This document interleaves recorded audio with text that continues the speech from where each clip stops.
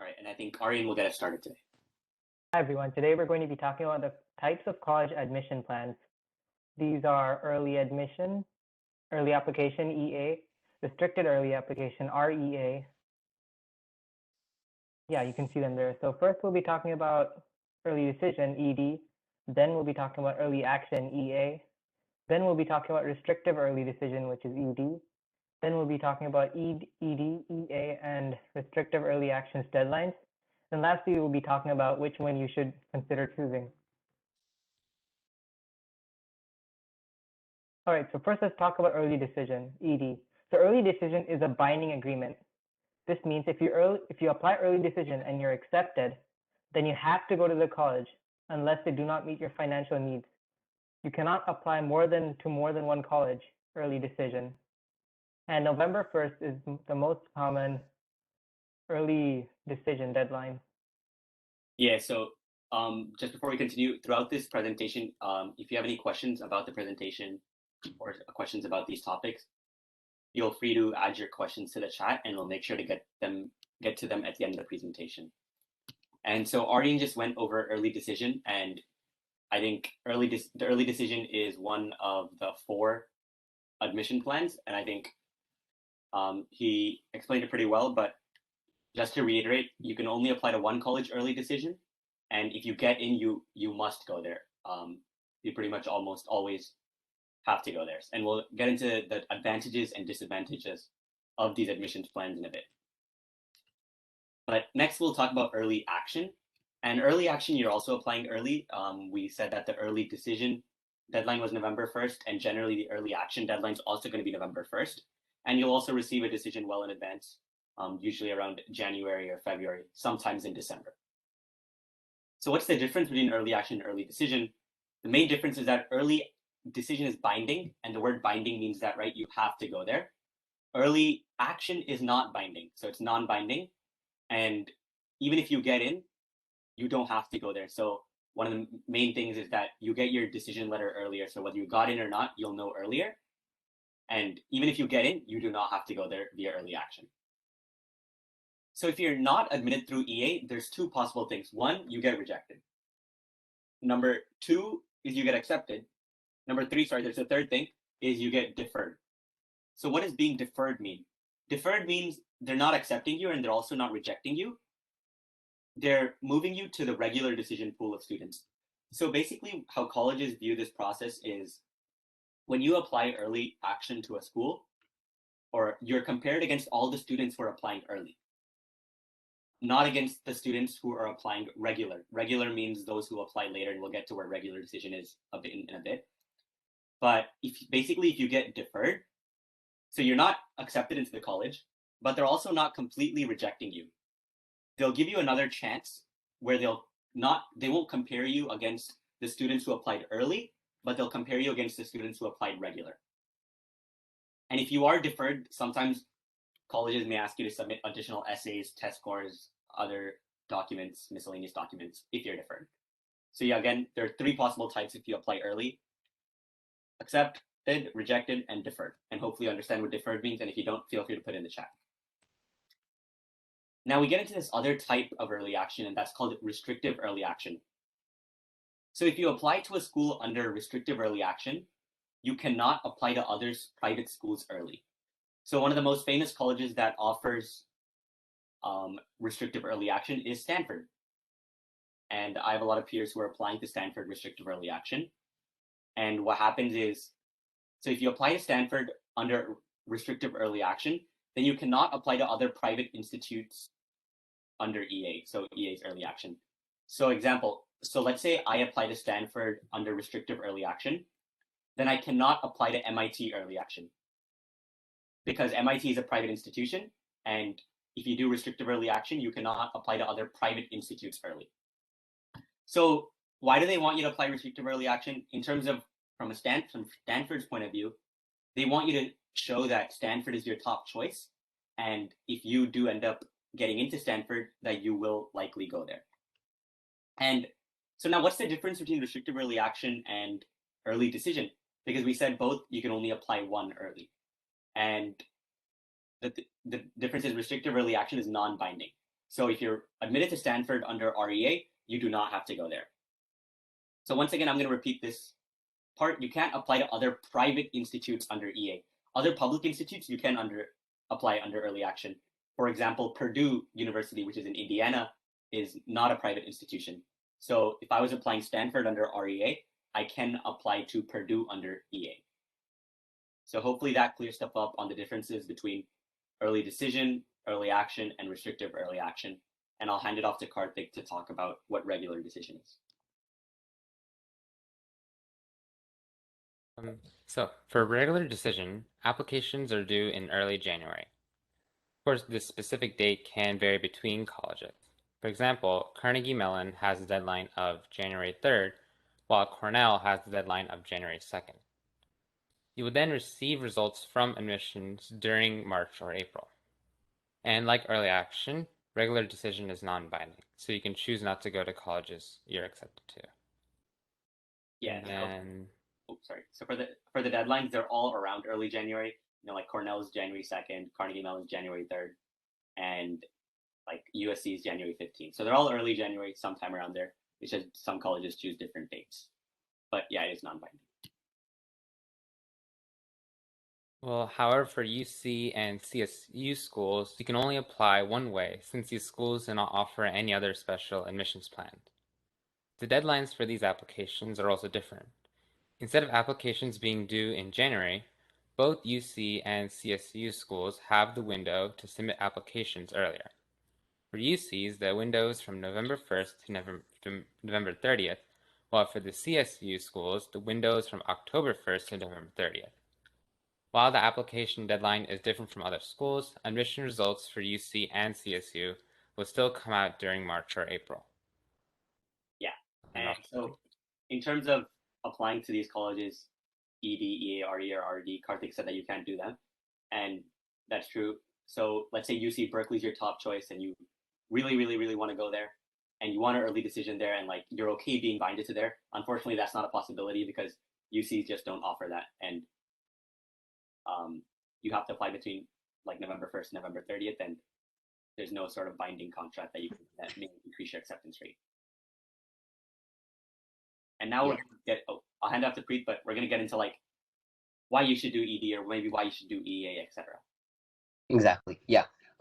So thank you, Rahul. But like just a quick note, early decision and early action both sometimes tend to have higher acceptance rates than regular decision, and this varies college to college and applicant to applicant. However, early decision and early action do have more competitive pools of students due to the fact that high achieving students tend to apply quite early, and so that's why it's a more competitive pool. However, the students are more likely to get accepted in most cases. That might seem like a paradox to some of you because it might seem like, oh, how is it a higher acceptance rate if there's a more competitive pool of students applying early? And that's because less students apply early. So since less students are applying early, there's a higher acceptance rate. But the people who are applying themselves, the quality of the students, they're more competitive. Yeah.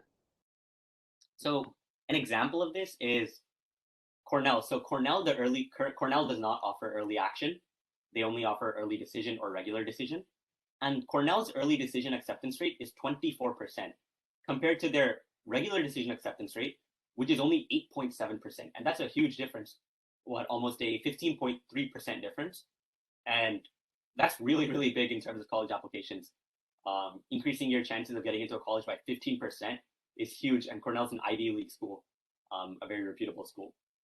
Now we take a look at MIT, and they do not offer early decision. So it's either early action or regular decision. And their early action acceptance rate is 7.36%, while their regular decision acceptance rate is 6% flat. So here we notice that there's not a huge difference. It's only a 1.36% difference. So when Preet said that it varies per college in the previous slide, this is what we meant. Cornell, 15% difference, MIT only a 1% difference. So per college, it matters how much, and this will likely play a role in your decision of whether you should apply to a certain college early or not. And we gave you examples of Cornell and MIT, but you can easily do simple Google searches online that give you answers for differences in acceptance rate based on admission type, based on the college you're interested in.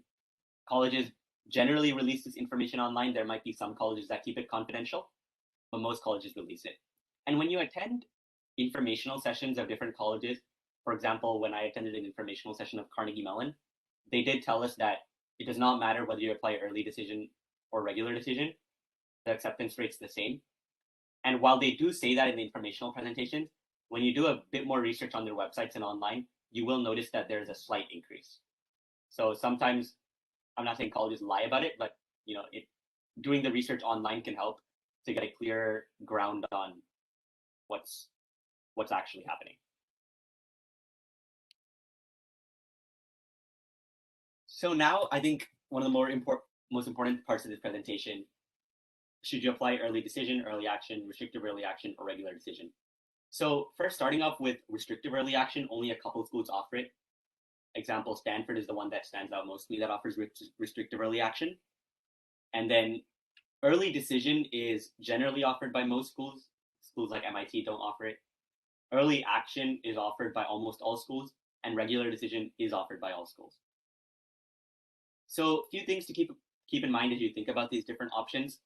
So let's start off with early decision, because I think students and parents especially often contemplate about early decision the most than other ones. So first question, I think the first question on the slide is really important. Do you have a dream college in mind? I know some of my peers who have been since like 3rd or 4th grade, they were telling me that, they wanted to go to this one college.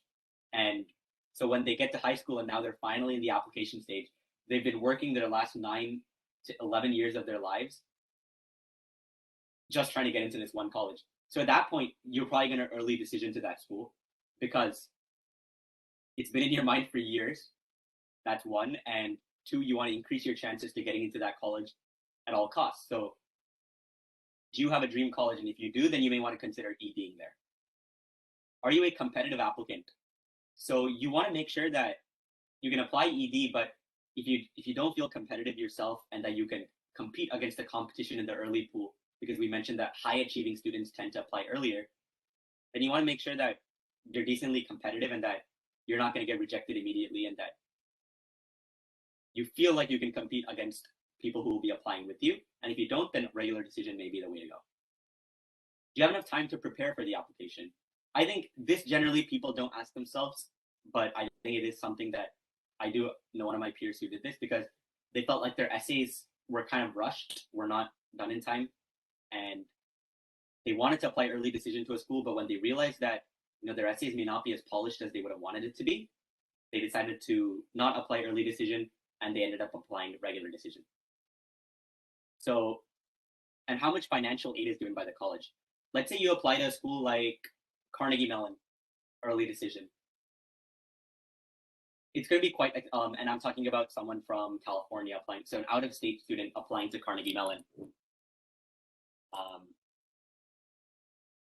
If I do a quick Google search on Carnegie Mellon yearly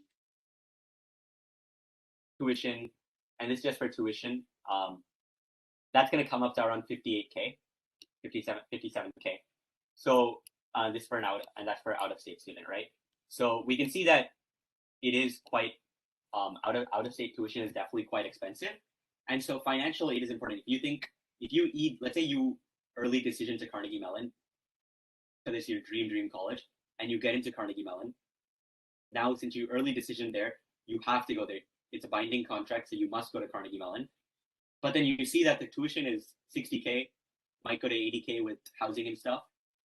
And then 80K, multiply that by 4 years, that comes out to almost $320,000, right? And you realize you may not be able to afford that.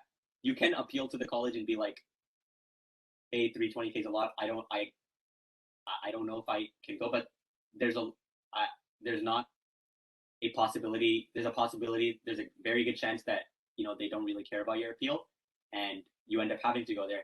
Then you need to be ready to pay that 320K without any financial aid.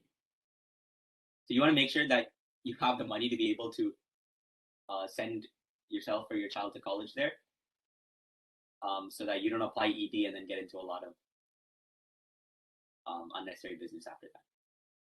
So add on go ahead. to that. Some colleges like may like let's say you have a particular like appeal. Some colleges may have a better like endorsement, or I would say that like some colleges tend to have a lot more funding than other colleges, so they might be more willing to give out more funding than other colleges. So you should also keep that in mind when applying. Yeah.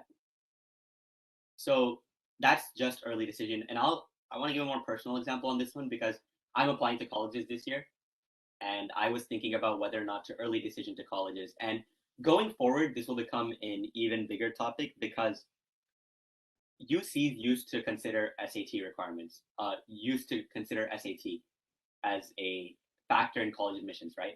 But now we know that standardized testing is no longer a requirement, and they're not going to consider it in admissions purposes. And I'm talking about the university, like all UCs. So before, a lot of students did not apply or became not competitive because their SAT scores were low. So if I take a quick look here, the number of, actually, no, we don't need to Google search, but the number of applications that UCs received in, for example, 2020 were a lot lower than how many applications they received in 2021. Because a lot more students applied in 2021 because SAT was not a requirement. Because in years past, in 2020 and before, a lot of students told themselves, my SAT score is low, and there's no point in me applying because I'm not going to get in because my SAT score is low.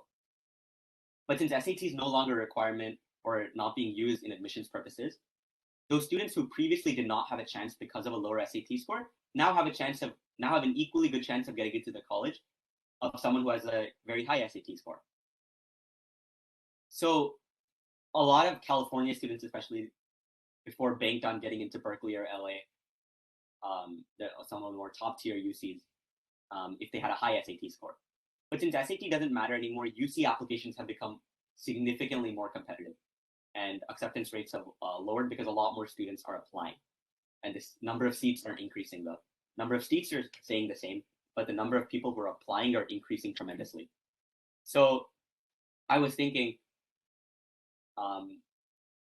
so since UC's applications are becoming super, super competitive, I was thinking whether I should early decision somewhere or not.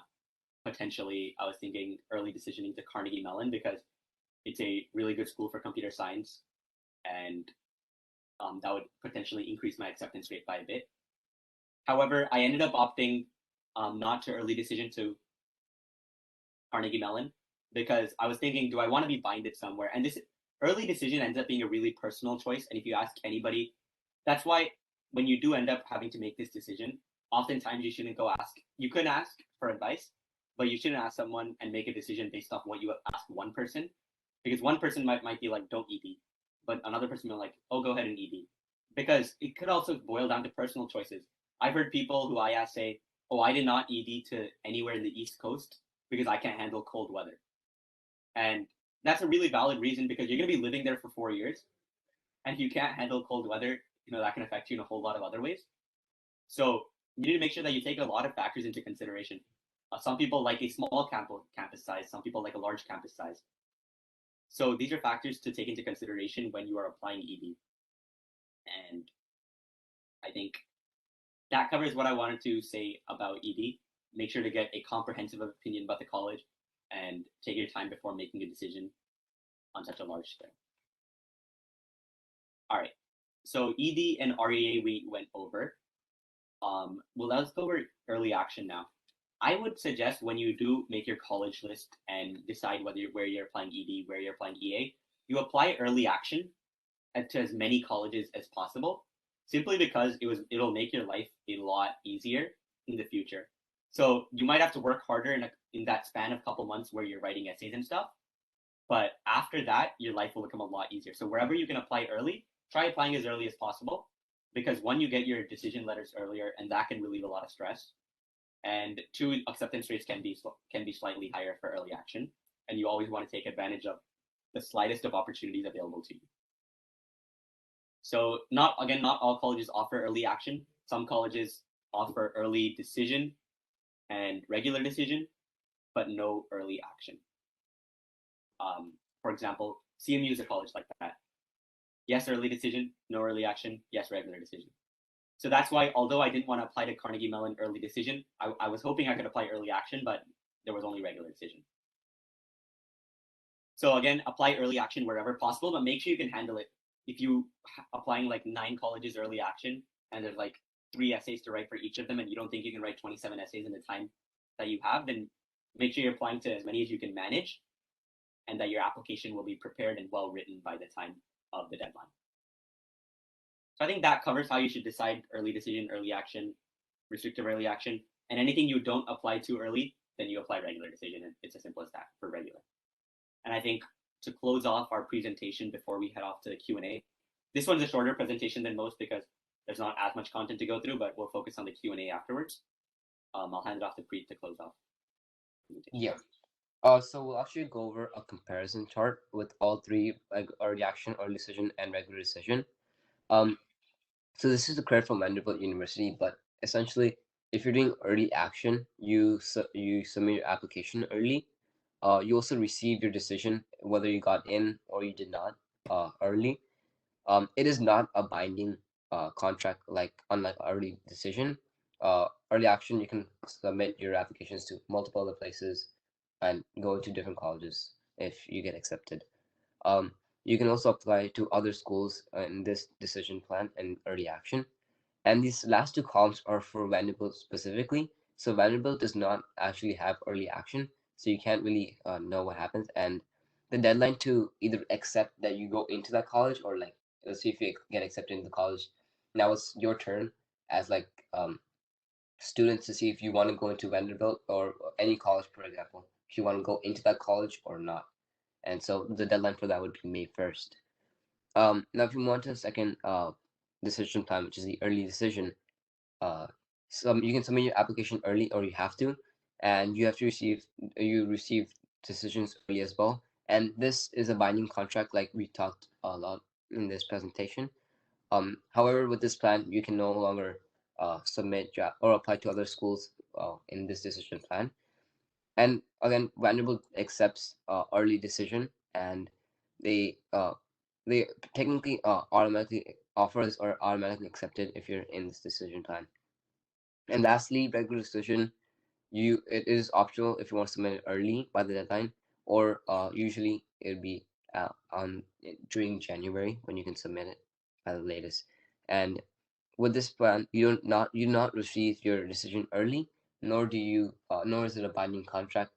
And with this plan, you can apply to other schools, and Vanderbilt does accept students from the regular decision. So we'll move on to our last slide for today. Oh yeah, 1 second. I just wanted to add one thing. So about the submitting application early, it's optional. So for example, what they mean by optional is like Carnegie Mellon, right? It's early decision or regular decision.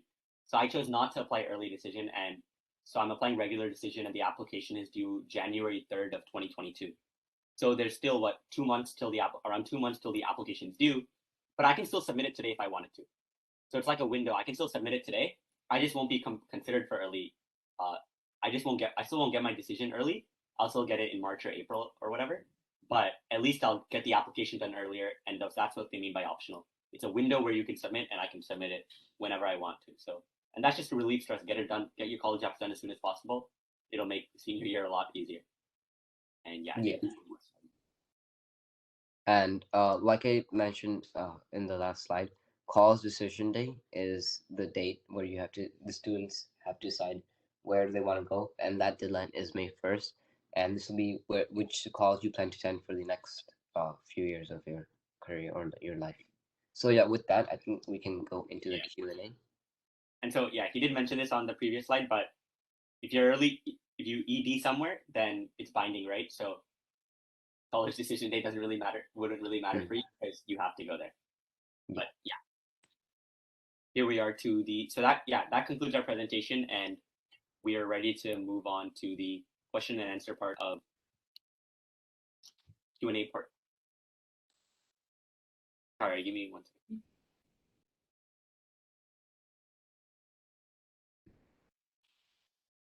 So yeah, we are ready to move on to the Q&A part. So feel free to put any questions you have in the chat.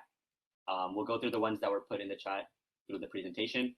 If you have any further questions, please put in the chat. And then once we get through the questions in the chat, we will open the open it up to being able to unmute yourself and ask questions like that.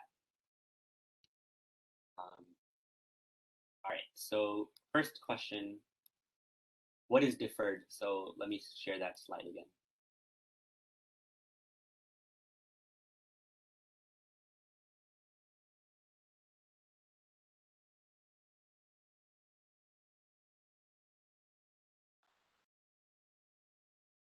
Do you all see the slide? Yeah, okay.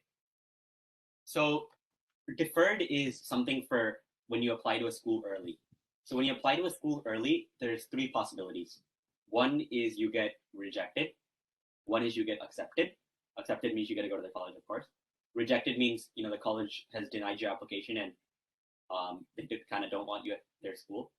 And then the third is deferred, meaning they're not necessarily accepting you.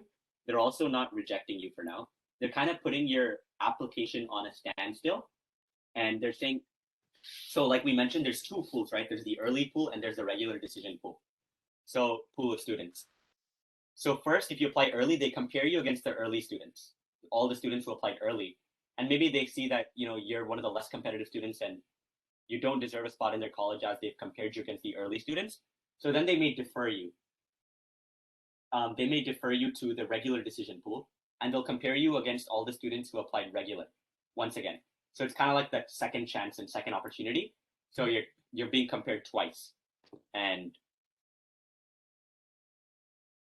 so yeah, first early, and then they don't want you right now. They're putting your application on standstill.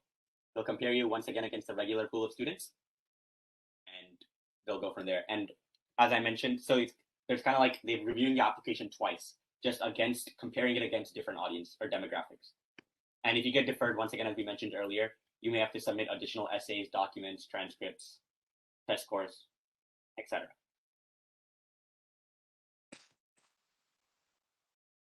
All right. Does being a citizen or permanent resident have any impact in admission? So is this, just to clarify, this question is just in general, if you're a US citizen, if that helps you get into colleges? Is that the question?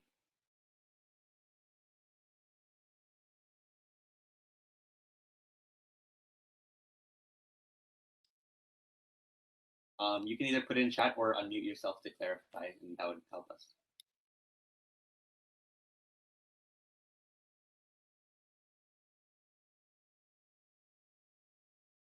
All right, I guess I will answer the question to the best of my abilities. So based on what I understand is, does being a U.S. citizen change like your chance of getting into college? And it doesn't. They're not going to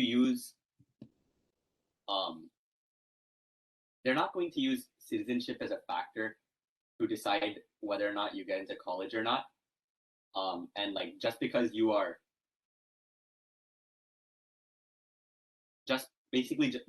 not a citizen doesn't mean that's not gonna be a reason that they reject your application. I think those questions are more for demographics. When they ask you those questions on the application, it's more for like, when after all of their application process is done and they admit people. Okay, asking if citizens have better acceptance. Thank you. So no, that's not. They're comparing profiles primarily. What you've done extracurricular wise, what you've done academically, and what you've done in and out of the classroom. Citizenship is not going to give someone an added advantage in getting better acceptance. However, I think cost and stuff can come into an issue. And I think Preet's brother's applying right now, so Preet, if you want to pitch in here.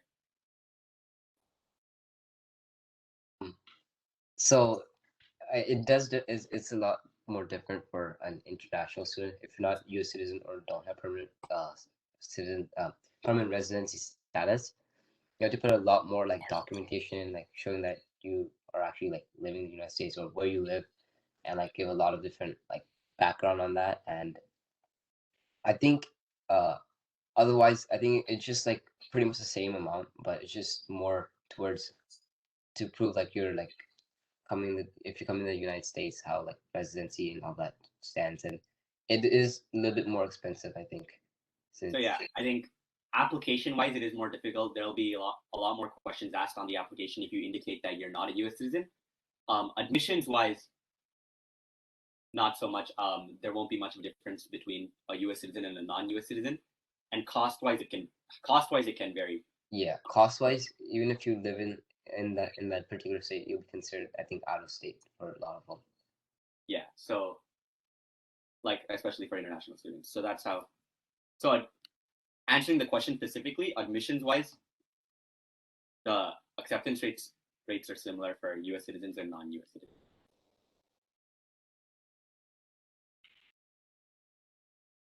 All right. Yeah, no problem.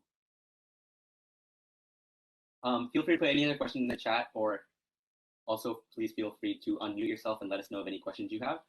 I think Aryan did put the link to the Q&A document in the chat, and you can follow along with the rest of our Q&A. I think we did expect this to be a somewhat shorter session because the content to get through was less, but we can extend the session for however long all of you want to with questions. So please feel free to ask any that you had about the presentation, any that you have about this topic, or anything in general about college admissions as well.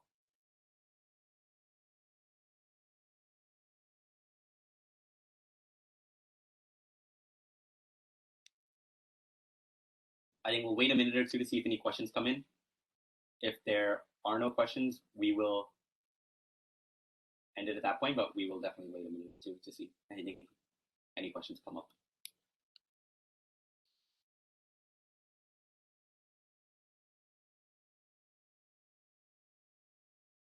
Approximately how many colleges can we apply for ED? ED, you can only apply to one college early decision. So we mentioned that at the start of the presentation. So good question. You can only apply to one college early decision because since it's a binding contract, and if you get into that college, you have to go there.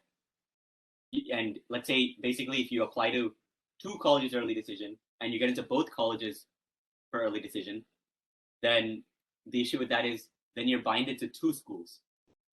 And that's basically pretty illegal.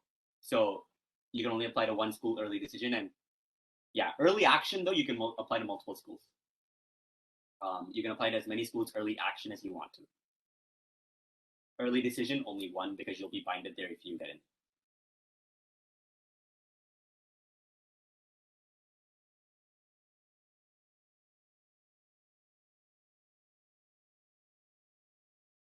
How many is a good number for EA? That's a good question. So I think I want to start this question, answering this question off at a larger scale. How many colleges is it good to apply in general? Right?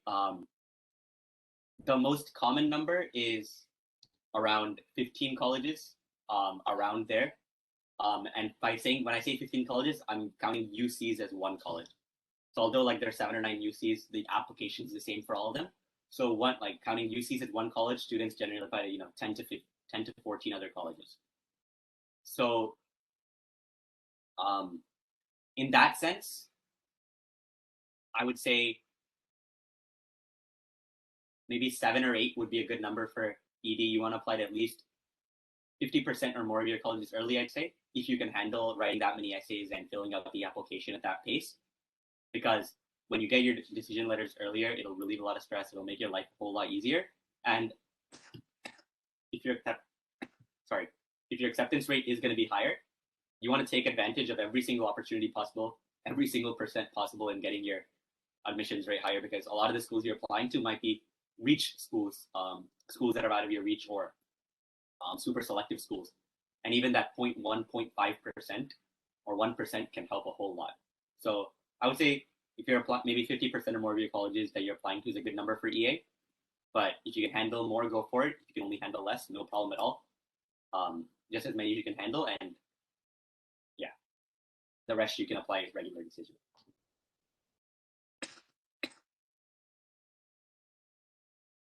All right. Sorry. Can you apply ED and EA at the same time? Yes, you can apply ED and EA at the same time.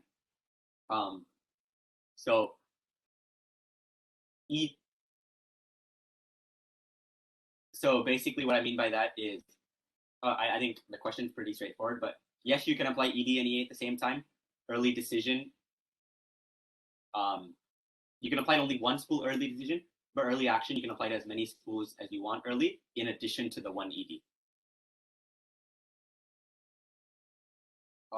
Karthik, you said there was a question in the Q&A feature. Could you just let us know what that question was or put it in the chat? If it's Sure. Someone asked, sorry, I'm pulling it up right now. Yeah. Oh, I lost it.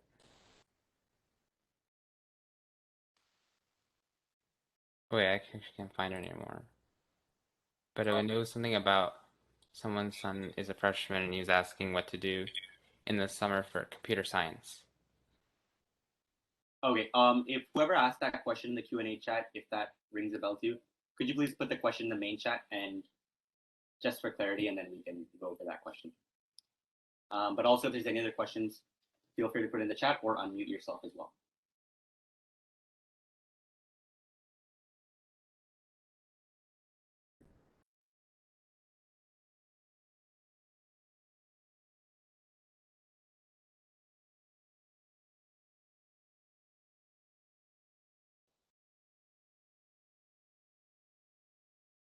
Just another note, we've been a tad bit slow at uploading the recordings of the previous sessions. We haven't uploaded the recordings of the previous 2 sessions yet, and we'll make sure to upload those this week. Sorry about that. Is there a schedule for when ED starts for different colleges? So by that question, just to clarify, do you mean like when you can start applying and when the application ends, like when the due dates are? So like the window for when you can apply, but is that what you mean by schedule? Just to make sure. Okay, when you can start applying. So here's the thing. So application-wise, most of your stuff that you've done through high school stays the same. It's just essays, the essay prompts also stay the same generally from year to year. So you can also start working on your essays whenever you want. You can, but when you can actually start filling out the application is August 1st on the common application. There's different application portals, the common application, the coalition application, and some colleges have their own application, such as MIT has their own application called My MIT. All Texas schools have their own application called Apply Texas. So, but most commonly people use the Common App. For every school that they can apply to, they try to use Common App as much as possible. And that opens August 1st. And for early decision, it's due November 1st. And so for the students applying this year, it's due in 2 days on Monday night. And so this is generally a pretty stressful time for seniors because they're submitting all their early decision and early action apps because it's due November 1st.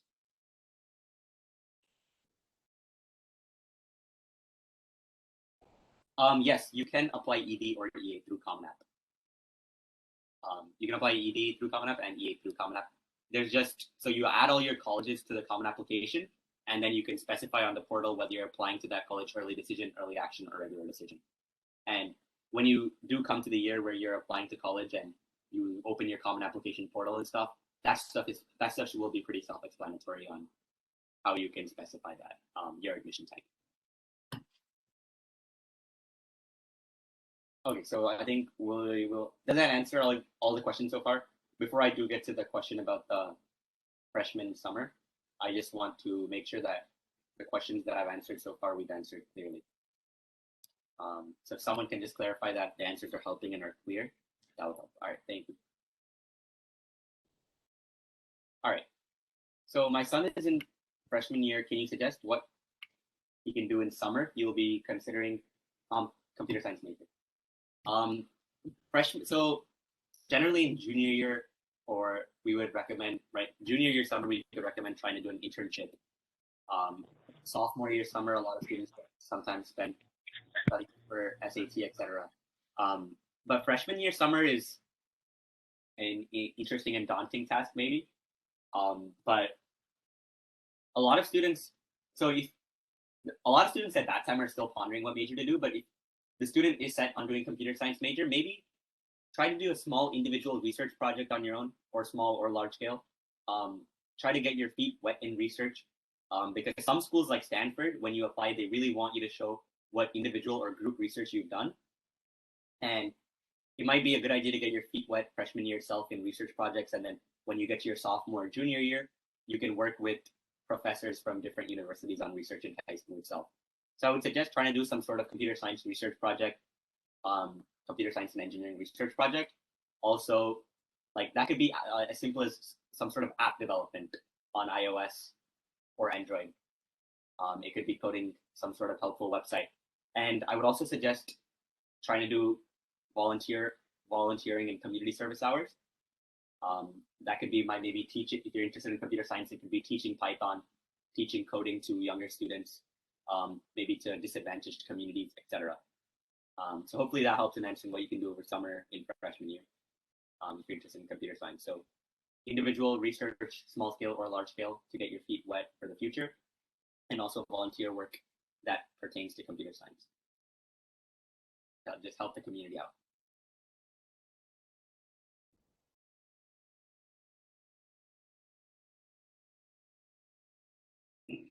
Once again, any other questions, feel free to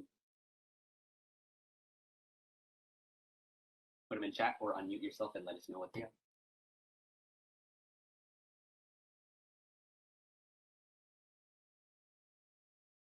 So once again, just like last time, we'll wait a minute or two.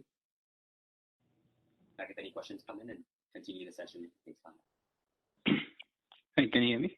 Yeah, I can hear you. Okay, I have one question. So for the international student, can he do internship outside the US? And will that be considered by colleges? So the internships being done outside the US, meaning, so this is an international student doing an internship outside the US, meaning working in a company, like in India or something, for example. Yeah, sort of. So the company is outside India, yes? I mean, sorry, outside US.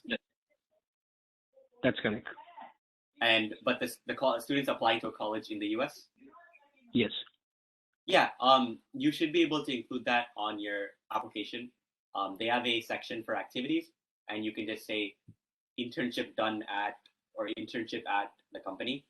And as long as it's some sort of work experience, you'll be able to include it on your application. Yeah. Okay. What country? Yeah, just one thing for international students. Unless you don't, I think you're not allowed to get paid for internships inside the United States. So be careful about that when applying for internships, because you can only accept. In this case, it's outside the company's. Yeah, if it's outside, like in India or something, or wherever your permanent residence is, then it's fine. Otherwise, just be careful about that. Yeah, the student is still in state to the California, but it's just not in the status. So you cannot earn anything here as part of internship, not even a single penny. So for those students, can they consider the international internship? So the student's living in California right now?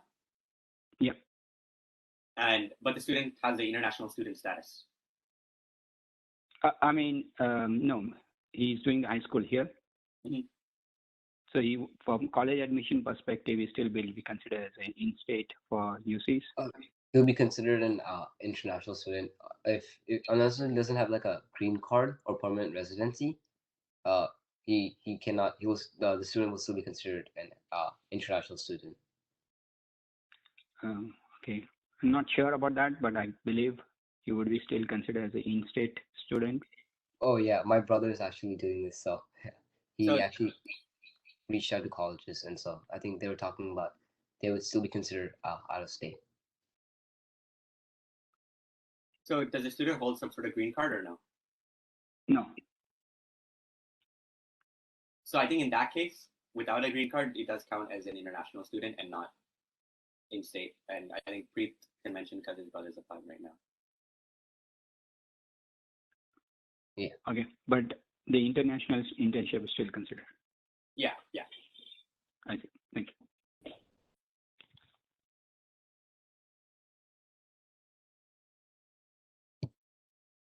Question, and if there are any other questions, feel free to let us know.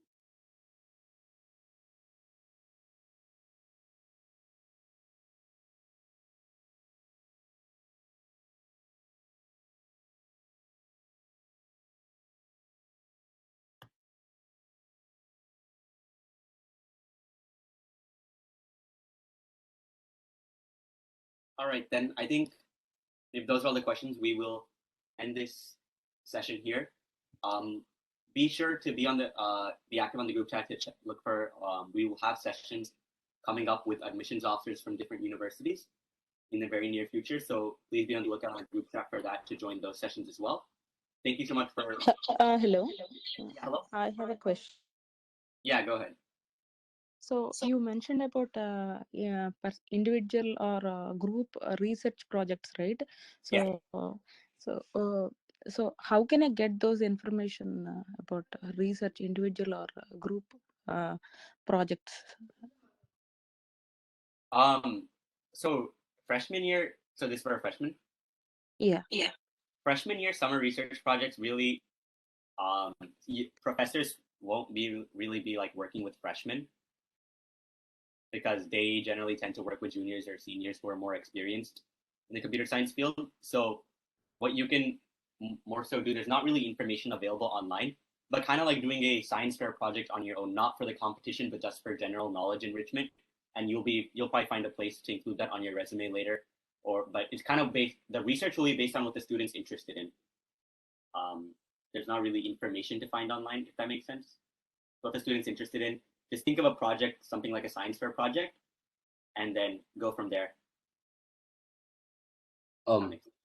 I think for freshmen, there are also like summer programs that you can do. Like I know there's something called Cosmos. A lot of like colleges offer these separate programs, so you can just go onto their websites and they'll be offering some sort of summer program. Okay, thank you.